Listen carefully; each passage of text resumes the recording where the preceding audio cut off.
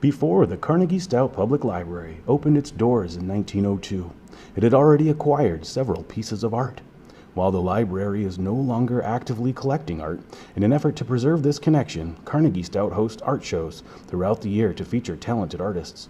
My name is Nick Rossman, the Library Director for Carnegie-Stout, and I'd like to invite you to enjoy taking the next few moments to learn about our current installation and featured artists. My name is John Freitag, and I grew up in a small town in central Illinois.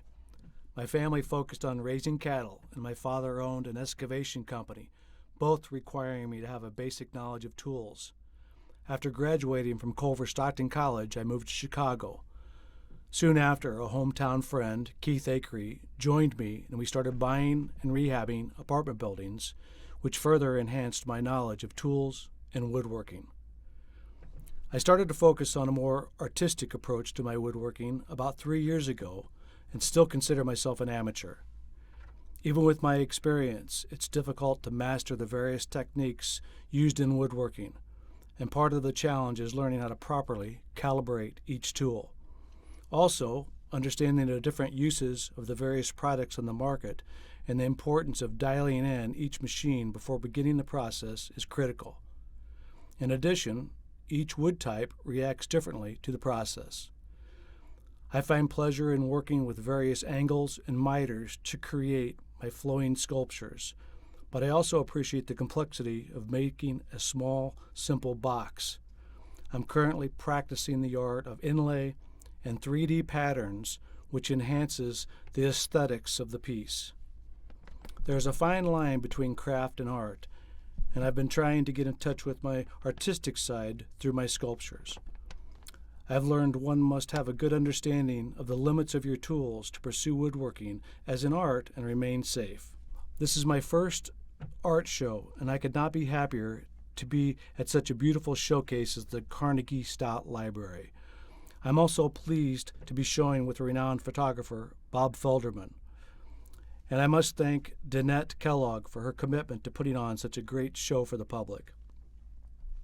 In this show, I have a number of pieces, including simple trinket boxes, which turns out aren't so simple to make, several regift wine boxes, a number of crosses, several wooden vases in the style of Frank Lloyd Wright, and of course my sculptures.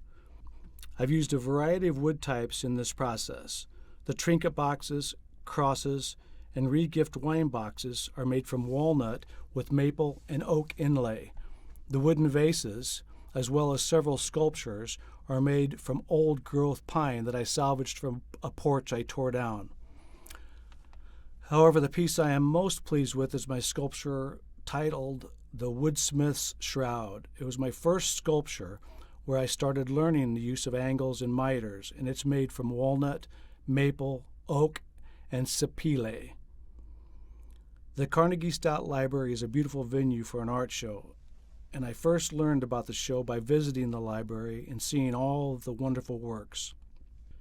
When asked what motivates me to create art, I'd say it's the complexity of the process, especially when creating a wood sculpture. Sometimes I try to make the wood go where I want it to, but often you have to let the wood take you where it wants to go. Also, experimenting with the various wood types and various techniques like inlay and 3D patterns excites me. There is always something new to try. I'd like to end by once again thanking the Carnegie-Stout Library for housing this event, and especially Danette Kellogg for her commitment to putting on a great show. I hope you come down, look at the pieces, and I hope you enjoy what we have to show. Thank you. I'm Bob Felderman. I'm from Dubuque, Iowa. Born here in 1955, but left when I was 3 and traveled around the world following my father. Didn't return until I was 28 as a single parent, and spent about 36 years in the military and owned my own real estate firm, and in the last decade here have owned my own photography business.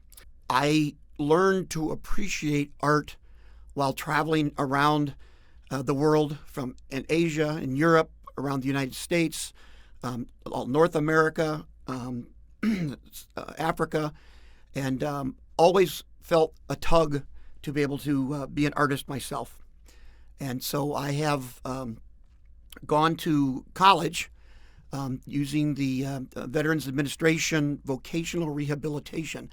From after when I retired, I'm 100% disabled. So I earned my Bachelor of Fine Arts degree from Rocky Mountain College of Art and Design. I did a 4-year program over 3 years full-time. Got lucky that it was during COVID. And so instead of traveling out and living in Denver, I just did it online here from Dubuque, and graduated summa cum laude in December of 21 and had the graduation ceremony in 22 out there in Denver. And so a lot of my art has become editorial, where I travel around the world and back roads and river roads of the world, and I take pictures. And I'm increasing that where I am shooting more people, places, and things is what is in this exhibition here. So the show is a mix from shooting about the last decade here in Dubuque. A lot of my images that I've learned and improved on over the years were of Dubuque. So you're going to see the town clock. You're going to see the shot tower. You're going to see the old Stanford building. You're going to see the Julian Dubuque Bridge. But you're going to see them from views and angles that you've never thought of. A lot of them are aerial pictures. Some of them you may see in here that are going to be from the eye of a frog, is what I always say, a frog down on the ground looking up. So the mix that I have today are travel images. I've got some schoolgirls from Djibouti in Africa. I have pictures in the Bahamas. I have, as I said, a lot of the pictures here in Dubuque. And I have one of my favorites is the water taxi from Amsterdam in the Netherlands. Another one that's, I call it one of my COVID pictures.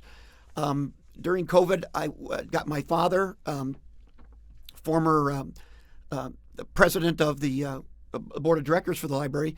I would get him out walking. He's going to be 90 this July.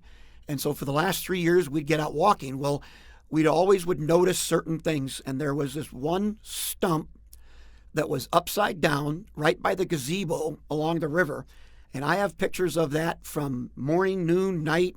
I've got it aerial. I've got them on the ground. I've got them from out on a boat. I've got them from down in the water. And so this one picture is my favorite. It's a lots of negative space, and it was lit at night by the glow from the gazebo down there on the Riverwalk. And so that's those are kind of two of my favorite ones. A lot of the pictures I said are traveling around, and so you're going to be able to look at the pictures and feel the story. You imagine yourself being walking underneath one of the bridges or walking down a river walk. But basically, they're there to tell a story, but to allow you to put yourself into that story.